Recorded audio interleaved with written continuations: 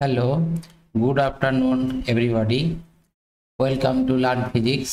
আজকে তোমাদের circular motion চ্যাপ্টারের যে এমসিকিউ গুলো পড়ছিলাম সেই এমসিকিউ গুলোর শেষ অংশটুকু আজকে করব। তো যে অঙ্কগুলো করেছিলাম আশা করি সেই অঙ্কগুলো ভালো করে প্র্যাকটিস করেছো। তো চলো শুরু করি। নেক্সট এমসিকিউ 91 যে এমসিকিউটা আছে দেখো, আর বক্রতা ব্যাসার্ধের একটি উত্তল ব্রিজের উপর দিয়ে একটি গাড়ি যাচ্ছে, গাড়ির বেগ ভি, গাড়ি ব্রিজের থেকে বিচ্যুতি হয় না, তাহলে কি হবে? কত বেগে গেলে বিচ্যুতি হবে না এটা জানতে চেয়েছে। তাহলে এই ক্ষেত্রে যদি এরকম গাড়িটা উত্তলাকার ব্রিজ হয়,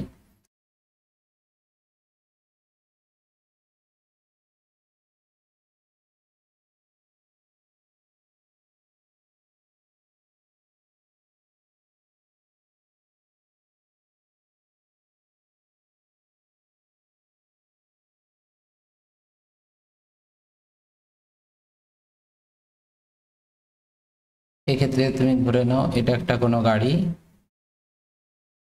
এই গাড়িটা গতিশীল আছে এরকম ভি বেগে, তো সেক্ষেত্রে তার ওজন নিচের দিকে ক্রিয়াশীল হবে, এবং যেহেতু এটা আর ব্যাসার্ধের মানে আর বক্রতা ব্যাসার্ধের রাস্তা বরাবর যাচ্ছে, সেই জন্য অপকেন্দ্র বল ক্রিয়াশীল হবে উপরের দিকে, এম ভি স্কোয়ার বাই আর।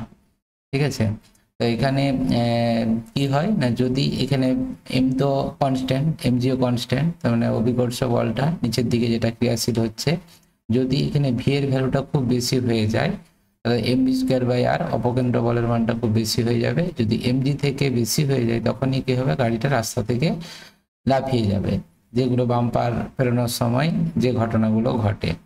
তো স্বাভাবিকভাবে এখানে বিচ্যুতি হবে না, যখন এখানে বিচ্যুতি হবে না কখন না, যখন তোমার mg greater equal to mv square by R, mv square by R এটার সঙ্গে সমান হবে। ঠিক আছে, বা এখান থেকে m কেটে গেলে g greater equal to v square by R, তার মানে v এখানে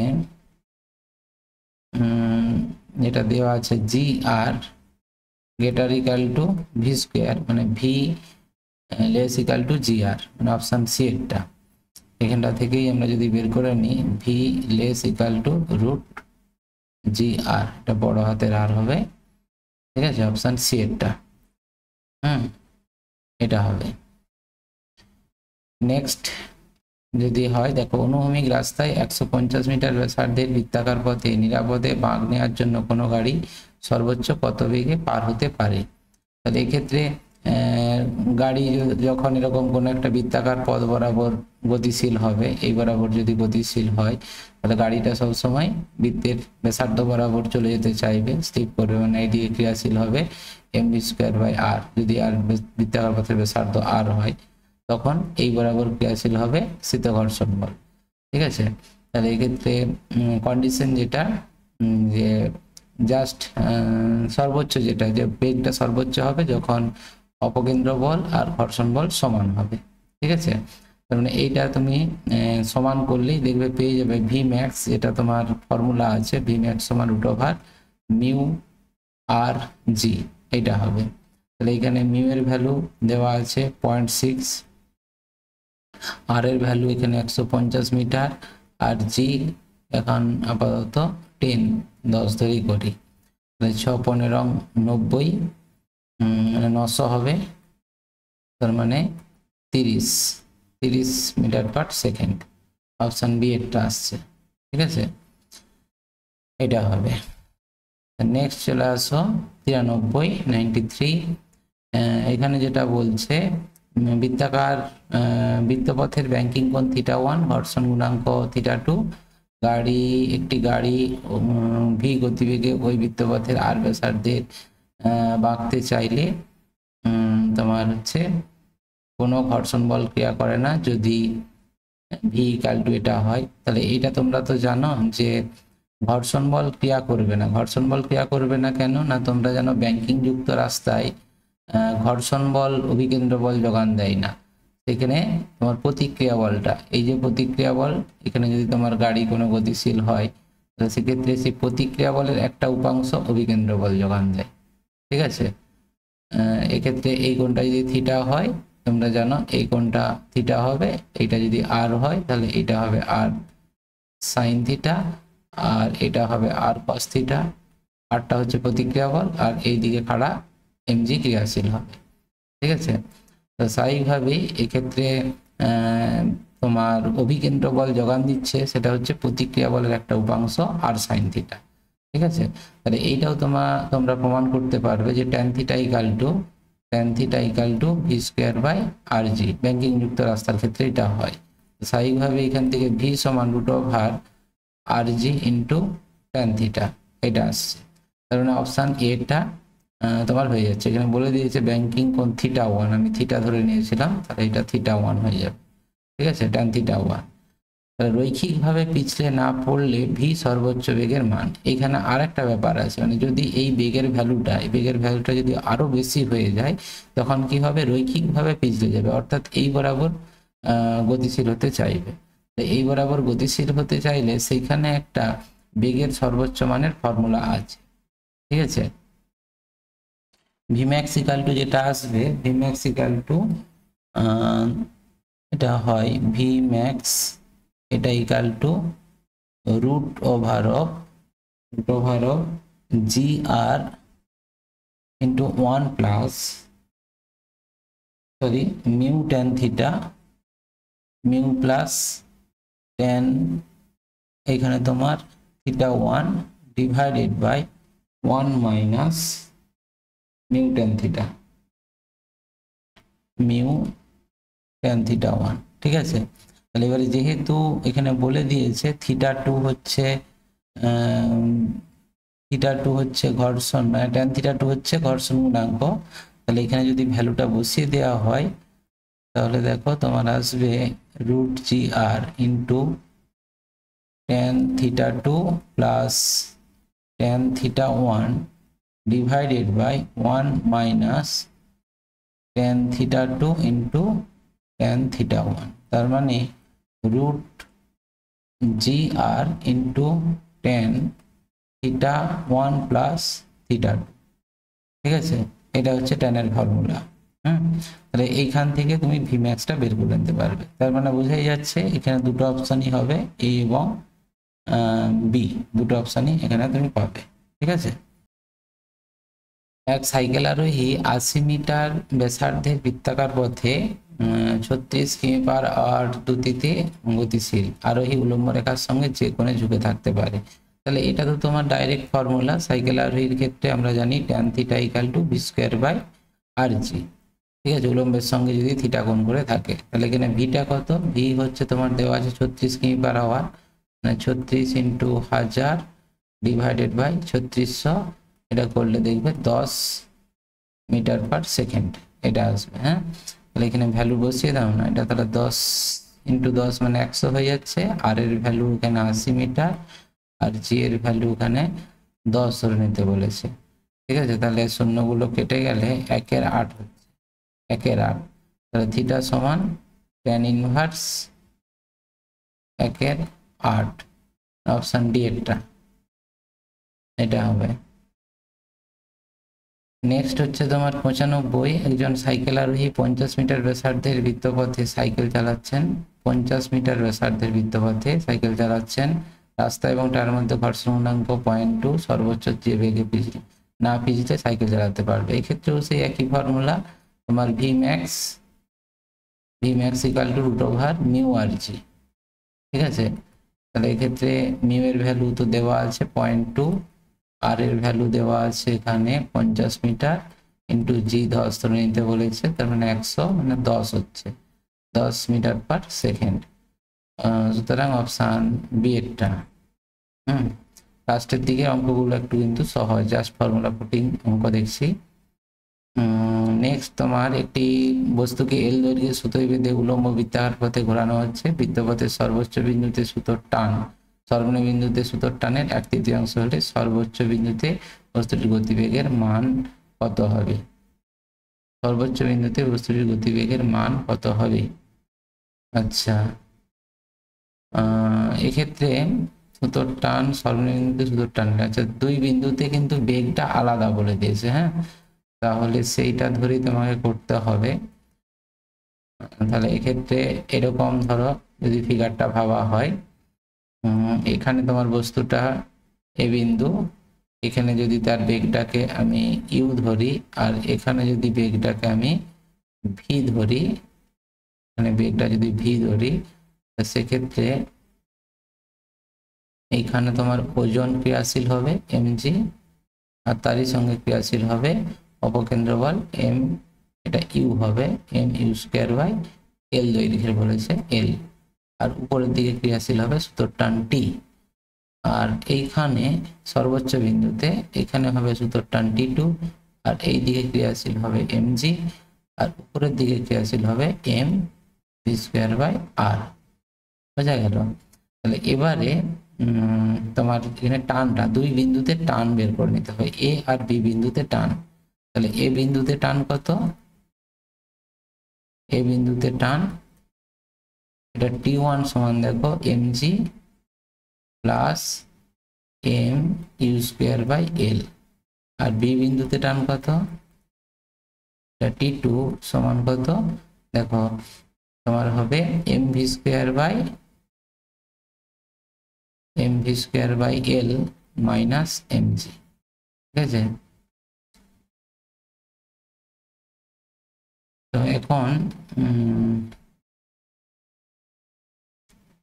এই দুটো এখানে তোমার টানটা বলে দিয়েছে। দেখো বৃত্তপথের সর্বোচ্চ বিন্দুতে সুতোর টান সর্বনিম্ন বিন্দুতে সুতোর টানের 1/3, তার মানে t2 = 1/3 t1।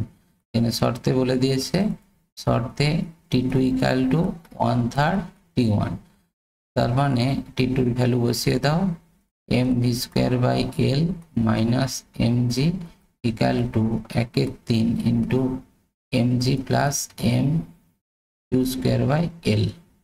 ঠিক আছে, এবারে তোমাকে যেটা করতে হবে এখান থেকে বের করতে হবে তোমাকে সর্বোচ্চ বিন্দুতে বস্তুটির গতিবেগ, অর্থাৎ ইউ ভিটা বের করতে হবে, ভি। ঠিক আছে, তাহলে এটা বের করার জন্য আবারও তোমাদেরকে শক্তির সংরক্ষণ সূত্র অ্যাপ্লাই করতে হবে। শক্তির সংরক্ষণ সূত্রের সাহায্যে এটা বের করব, ইউ এবং ভি এর মধ্যে সম্পর্কটা নিয়ে আসবো। তো এক্ষেত্রে শক্তির সংরক্ষণ সূত্র যদি অ্যাপ্লাই করি, তো প্রথমে এখানে সমীকরণটা এখন থাক। শক্তির সংরক্ষণ সূত্র অনুযায়ী দেখো এ বিন্দুতে মোট শক্তি হচ্ছে ½ mu²,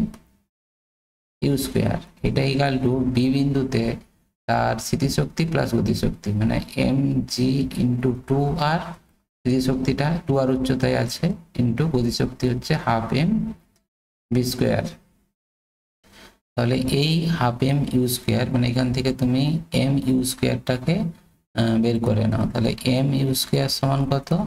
mu² সমান 4mgr প্লাস mv²। ঠিক আছে, ক্যান্সেল করে দিতে পারো, না দরকার নেই, থাক। mu² এর ভ্যালুটা 1 নম্বরে করে পুট করে দাও।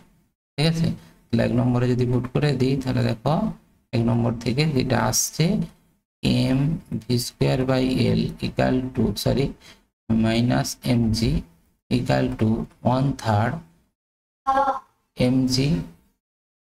mg প্লাস mu² মানে 4mgr প্লাস mv²/l। ঠিক আছে, এইটা এবার এটাকে ক্যালকুলেশন করতে হবে। ক্যালকুলেশন করলেই তোমার চলে আসবে। কাজ করো, এইটাকে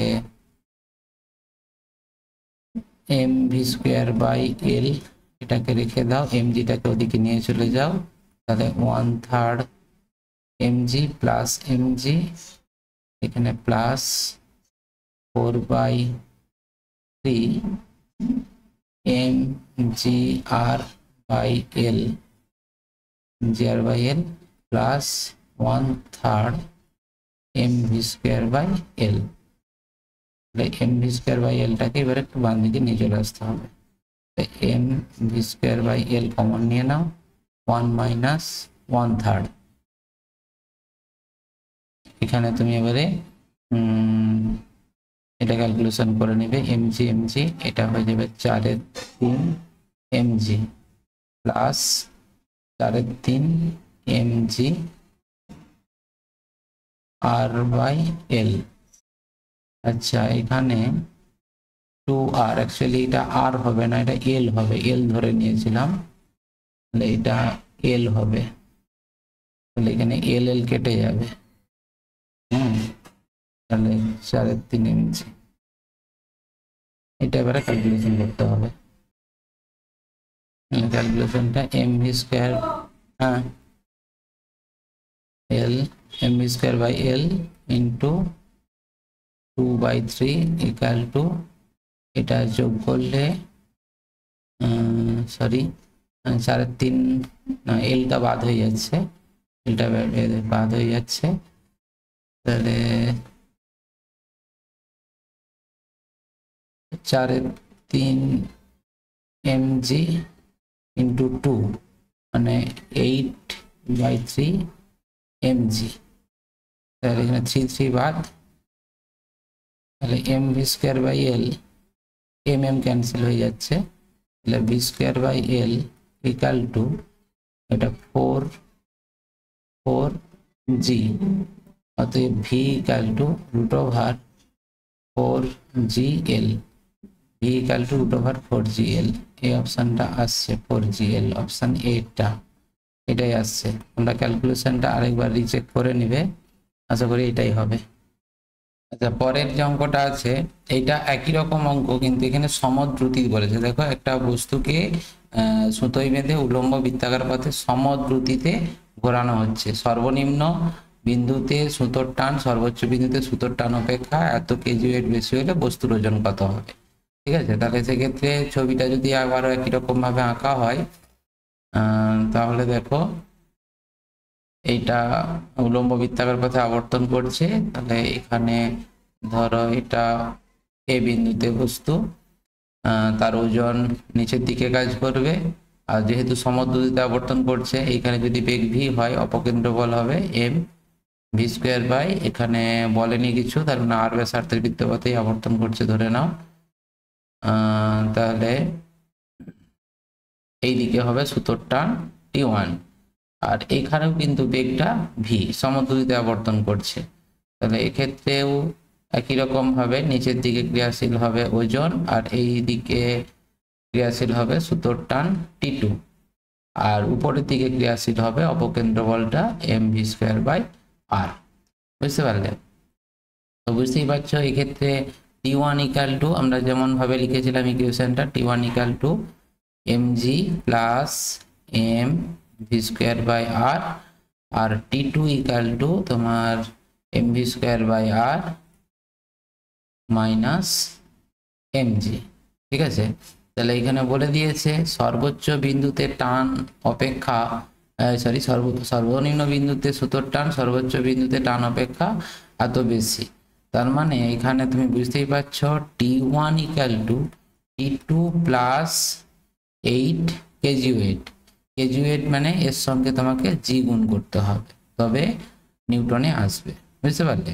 অভিকর্ষী এককে আছে। আচ্ছা, কেজি ওয়েটই উত্তরটা আছে, কিন্তু আমাকে জি দিয়ে গুণ করেই করতে হবে, শেষে আমি আবার জি দিয়ে ভাগ করে দেবো। ঠিক আছে, তাহলে এখানে কি করবে, শুধু T1 আর T2 ভ্যালুটা পুট করে দাও, তাহলেই তোমার কিন্তু অঙ্ক হয়ে যাবে। এখানে এটা পুট করে দিলেই, তাহলে এখানে T1 এর ভ্যালু পুট করে দিচ্ছি, এটা হয়ে যাচ্ছে mg plus M V square by R equal to T2 জায়গায় বসিয়ে দেবো M V square by R minus mg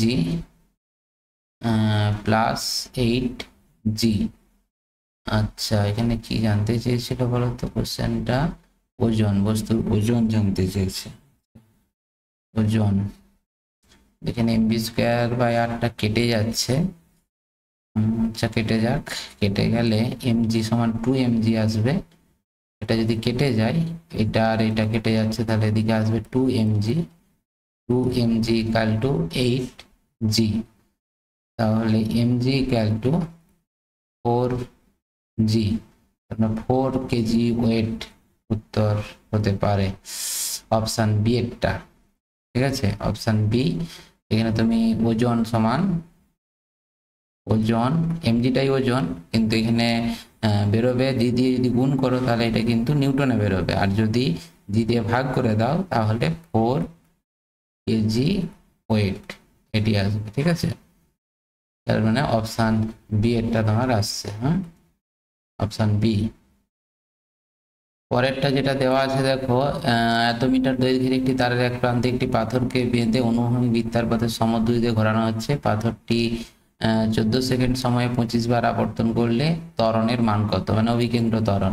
তাহলে এক্ষেত্রেও 14 সেকেন্ড সময়ে 25 বার আবর্তন করছে, তাহলে একবার আবর্তন করতে যে সময় লাগে সেই সময়টা কত, তার মানে 14/25, 14/25 এটি হচ্ছে পর্যায়কাল।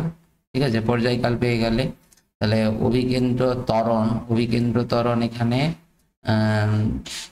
এসি যদি বলো, এসি সমান কত, ওমেগা স্কোয়ার আর, ওমেগা সমান 2π/T তার স্কোয়ার ইন্টু আর, আরটা হচ্ছে ব্যাসার্ধ। এখানে যদি ভ্যালু বসিয়ে দেওয়া হয় 4π² divided by T square, T square মানে 14 স্কোয়ার, 14 ইন্টু 14 ইন্টু উপরে 25 ইন্টু 25, আর কোন করবে আর এর ভ্যালু, আর হচ্ছে তোমার 8। ঠিক আছে, এটা ক্যালকুলেশন করলে দেখো উত্তরটা কি আসে। আচ্ছা শোনো, অঙ্কটা একটু ভুলভাবে ভাবা হয়ে গেছিল, অ্যাকচুয়ালি এটা এইভাবে হবে না। তোমাদেরকেও বলি, এখানে পর্যায়কাল যেটা বেরিয়েছিল এটা থাকবে, পর্যায়কালটি সেকেন্ডই থাকবে, কিন্তু অভিকেন্দ্র ত্বরণ এখানে বলে দিয়েছে অনুভূমিক বৃত্তাকার পথে আবর্তন করছে, সুতোই বেঁধে ঘোরাচ্ছ। ঠিক আছে, সুতোই বেঁধে, সুতোই বেঁধে যদি ঘোরানো হয়, এখানে দেখো বলেনি যে এত ব্যাসার্ধের বৃত্তপথে আবর্তন করছে, সেটা কিন্তু বলেনি। এটা বলেছে 0.8 মিটার দৈর্ঘ্যের একটি তারের এক প্রান্তে বেঁধে এটাকে অনুভূমিক বৃত্তাকার পথে ঘোরানো হচ্ছে। তার মানে এর ঘূর্ণনটা ঠিক এইরকম হবে। তাহলে প্রথমে প্র্যাকটিক্যালি যদি ভাবা হয়, ধরো সুতোটাকে সুতোর সাহায্যে বস্তুটাকে তুমি এইভাবে ঝুলিয়ে দিয়েছো, এই সোজা হচ্ছে না,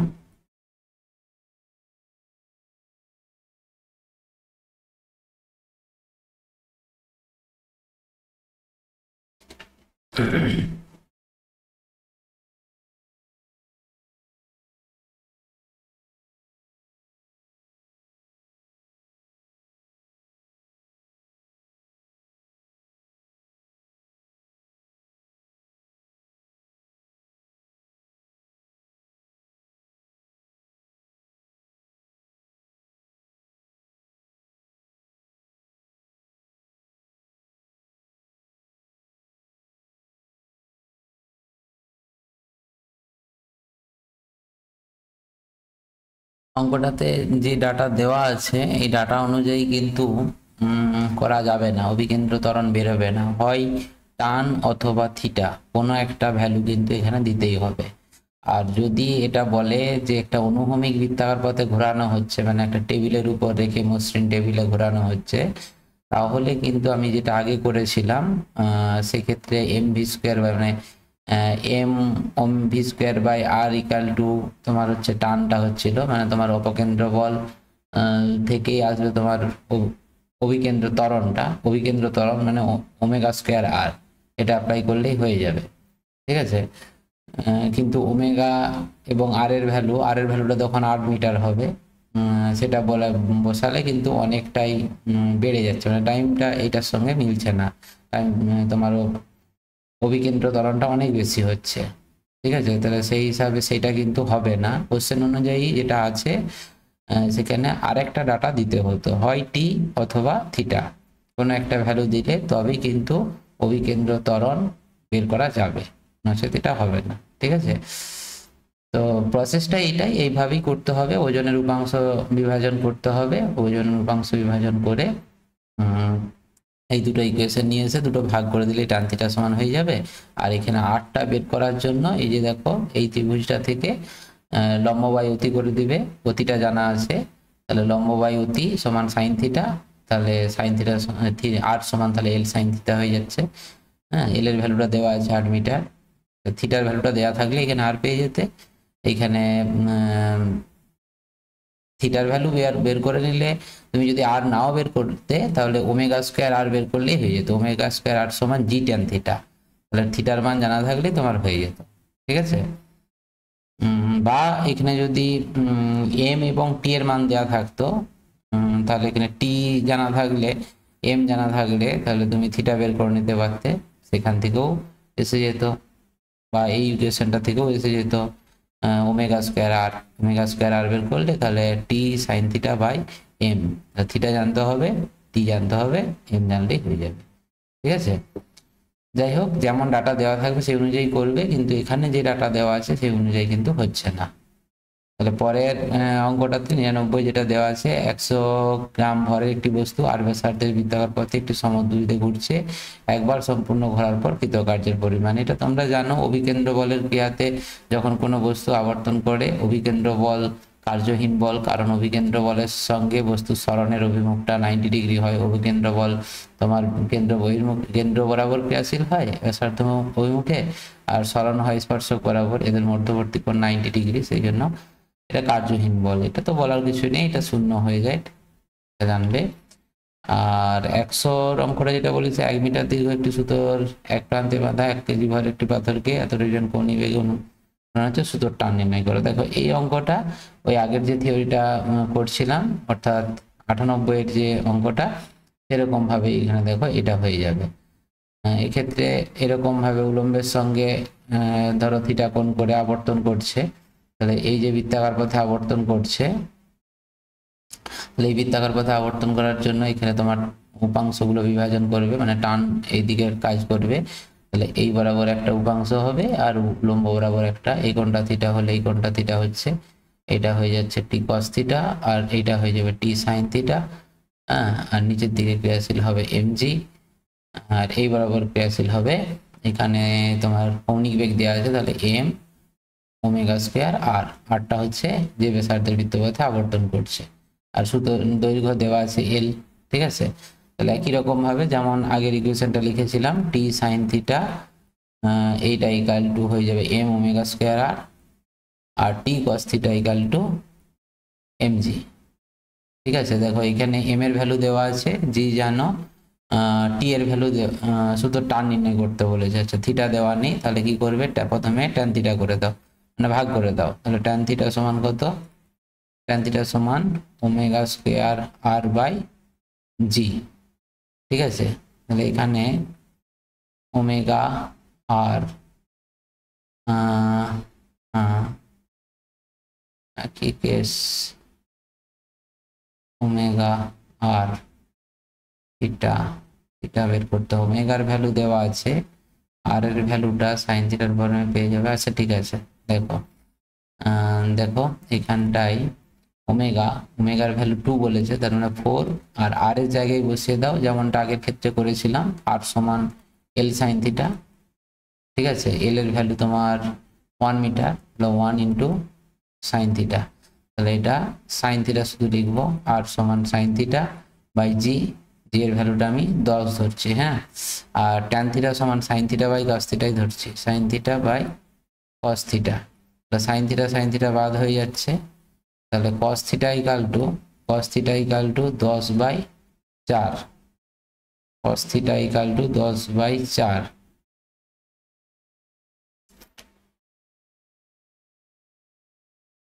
থিটা ইকাল টু যদি 10/4 হয়, তাহলে এই সমীকরণটা থেকে দেখো টি ইন্টু কস থিটা, এটা 10/4 বসিয়ে দাও, ইকাল টু এম এর ভ্যালু 1 আর জি এর ভ্যালু এগেন 10, তাহলে দেখো টি ইকাল টু 4 নিউটন হচ্ছে, তার মানে অপশান সি এরটা।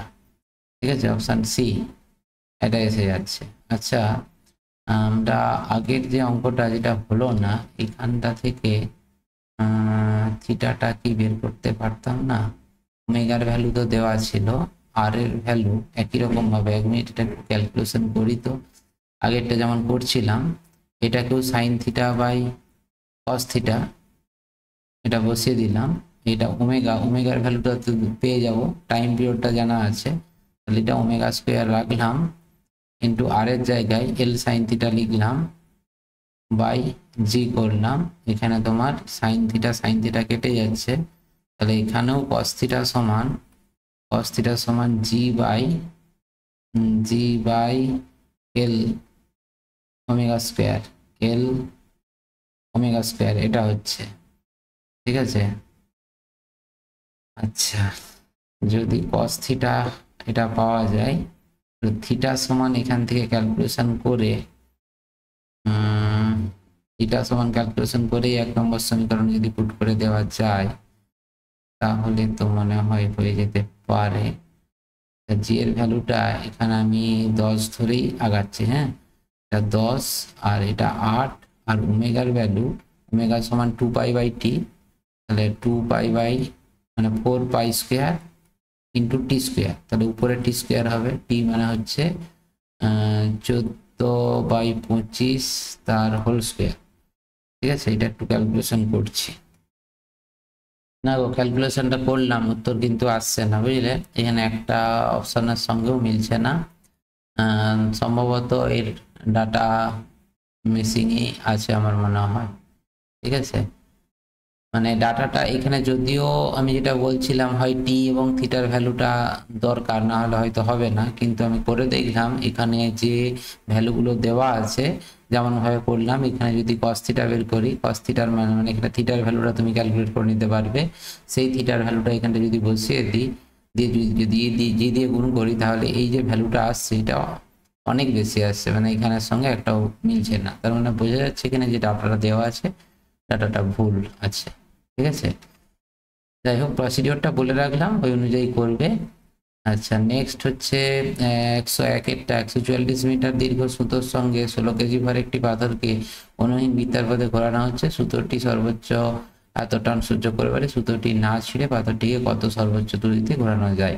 দেখো এই অঙ্কটা করার জন্য একদম সেম এই প্রসেসটাই ফলো করবে, মানে এইখানে যেমনভাবে অঙ্কটা করেছি একইভাবে করবে। এইখানে শুধু এম ওমেগা স্কোয়ার আর যেটা আছে এটাকে এম ভি স্কোয়ার বাই আর এইটা অ্যাপ্লাই করবে, এই সমীকরণটা দিয়ে শুরু করবে, ঠিক আছে।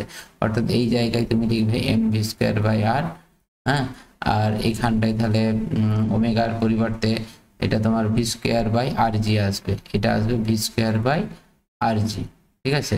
দিয়ে যেমনভাবে বললাম সেই অনুযায়ী ক্যালকুলেশন করো এখানে। হ্যাঁ, এবারে বলেছে সূত্রটি সর্বোচ্চ 16 নিউটন টান সহ্য করতে পারে, 16 নিউটন সহ্য করতে পারে, তার মানে এই সমীকরণ থেকে তোমার টি এর ভ্যালু জানা আছে, এম এর ভ্যালু জানা আছে, জি এর ভ্যালু জানা আছে, কস থিটা পেয়ে যাবে।